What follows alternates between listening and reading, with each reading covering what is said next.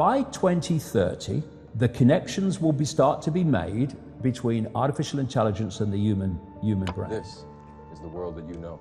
40 years ago, we had Pong, like two rectangles and a dot.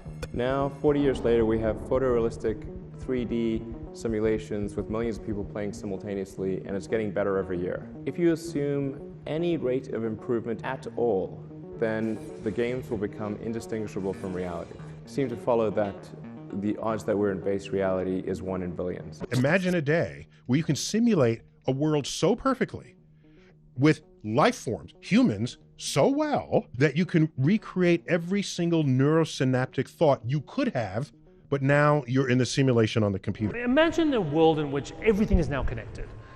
So not just you and your smartphone, I'm talking about trucks connected to pallets, connected to packaging, connected to products, connected to these drones that are now going to be delivering things from the sky. We've been through a process of preparation, of getting people, first of all, stage one, addicted to technology that they hold, holdables, smartphones, tablets. That's basically achieved. You just have to walk through a city and you see the addiction. And they're targeting specifically the young. Why? Because the young of today and the children of today are going to be the adults when they want to bring this AI connection in full blown. For that to happen, they have to get people addicted to technology to the point where they'll accept it and where it's the most natural thing in the world. And it's happening in front of our eyes. The first stage is to get people addicted to technology to the point where, at the most extreme, they'll get up in the dead of night and they'll queue, stand in line outside an Apple store to get the first of the new technology. And what they want eventually, and not too distant into the future, is people basically lining up to be connected to AI. In the same way that people in Sweden now are having parties to celebrate someone being microchipped, right? All this connects.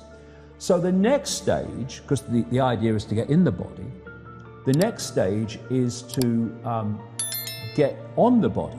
So we went from just holdables, we went to wearables, we went to Bluetooth and Google Glass and Apple Watches and all these other gadgets that go on the body now. Even what they call electronic tattoos that are basically microchips on the skin. And the next stage is to go in the body, which is already starting in places like Sweden. And people like Ray Kurzweil, who is a Google executive. Google and Facebook are really at the cutting edge of this stuff. People think it's a social media operation only or a search engine only. No. This whole Google group now, which is given the name Alphabet, are absolutely at the cutting edge of this whole AI technology. So is Amazon. Amazon's got contracts worth hundreds of millions of dollars with the CIA and the Pentagon for cloud services and stuff. Yeah, they have massive data services. Massive, yeah. The consumers don't see. Why are Amazon and Ocado and Alibaba doing all of this? You see, I think what they're trying to do is to anticipate your needs before you've had to ask. Take Amazon. Have any of you ever ordered something and been shocked that it was in stock? I was shocked to discover that in many cases, the item that you order is not in stock until a few days before you order it. You see, an algorithm predicts that you are going to order that item. So they preemptively send it to a fulfillment center near where they think you're going to be. So in order for it to arrive to you on time, it's had to enter the supply chain before you knew you wanted it. Now think about that. At what point does Amazon just start sending you packages before you order them? They've got a patent on it. They call it anticipatory shipping. In this new algorithmic age, the game is, how do you use data to understand people's behavior, to anticipate their needs before they've had to even ask? How did they know? Alexa. So the idea is to take this on, and what Kurzweil is saying, and he claims an 80% success rate in his predictions of incoming technology and when it will come in, but you know, if you know when it's going to come in, then you've got a great chance of predicting it, haven't you? You know, it's like if you know when a stock market's going to fall because the people you are connected to are going to make it fall, well, you're going to get out just before it falls, and you're going to get in just before you know they're going to push it up. I mean, you know, you don't have to be, you know, Nostradamus if you know the script. This is the sales pitch, and this is why they're telling you.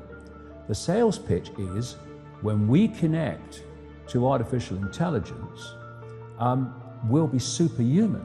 That's what the sales pitch is. That's his sales pitch. Right. That's going Siri, to be the sales pitch. Alexa, all these things. Yeah. What you've got is the idea that connect to AI and you'll become superhuman intelligent.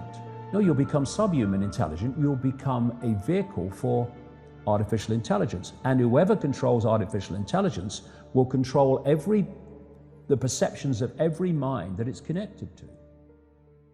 There will be fewer and fewer jobs that a robot cannot do better.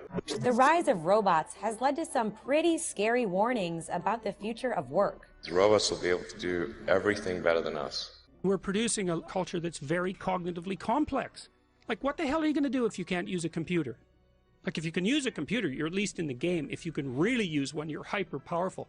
If you're not literate enough to use a computer, you're at zero. These are not things that I think that I wish would happen. These are simply things that I think probably will happen. If my assessment is correct and they probably will happen, then we need to say, what are we going to do about it? If you're going to make a physical connection with AI, you're not going to do that on a mass scale until you've made a psychological connection. And there is a process, a psychological process, which is known as preemptive programming. Preemptive programming is this. You're going to usher in a world that is so different, so dramatically different to what anyone's been used to, that you're going to have an obvious resistance purely by the chasm of difference between the world people are used to and the world you're taking them into. A resistance that says, hold on a minute, you want to do what? What? So you prepare them for it through preemptive programming. You put out a stream of movies out of elite-controlled Hollywood. You put out television programs, you put out books, you put out all these things that basically portray the world you want to take people into. This is why you've seen so many movies about control by robots, control by technology, of synthetic humans. You have the dystopian society being portrayed and portrayed and portrayed. And what that's doing, it's making the subconscious, to an extent the conscious mind, familiar with the world you want to usher in. So when you literally start to bring it in, there's not that chasm that there would have been before. There is almost a familiarity with it because you prepared people by portraying it over and over again in movies. Another part of this psychological connection with artificial intelligence, so we'll accept the outcome that I've talked about, is these Alexas and these Echoes and these so-called office assistants or personal assistants. You start to interact with them as if they're human. And now they're bringing in internet-connected toys for kids, even little kids, and Barbie dolls that they can actually have conversations with artificial intelligence. They're now bringing in these robots that are, these synthetic robots that are looking more and more like humans, a lot of them coming in from the East. And this is a whole psychological process of familiarizing us with artificial intelligence, to getting people to interact with it until it becomes the most natural thing in the world. By 2030, the connections will start to be made between artificial intelligence and the human brain. And the human brain will be connected to what he calls the cloud. Another name for this is the smart grid. basically to artificial intelligence. As time passes, artificial intelligence will be more and more of human thinking and human perception until basically it's the totality of human thinking and human perception, at which point we won't be human anymore in terms of the consciousness processes we are using today. We will be artificial intelligence. And this is the assimilation I'm talking about. If you are connecting the human mind to a grid, a global technological grid, that grid can be centrally controlled. It will take at the center point very, very few people to run it, and even fewer to decide how it's run. I say this to kids and anybody else: how long could you live without your smartphone? What is an alcoholic? What, an alcoholic is someone addicted to alcohol? Yeah. Why is he addicted to alcohol? Because he can't stop drinking it. But you can't put your phone down. And if you do, within a few minutes you pick it up again because you're addicted to it. So are you controlling that bit of technology in your hand, or is that controlling you? That's controlling you. Do you want your life controlled by a bit of technology? Do you want the rest of your life controlled by it? Or are you now going to go, I'm putting this down? If technology is going to be the servant rather than the governor, it has to serve the interests of humanity, and humanity does not have to serve it. We're in a situation now where humanity is serving technology. And it will be serving AI. Increasingly, it is serving AI in its algorithmic expression.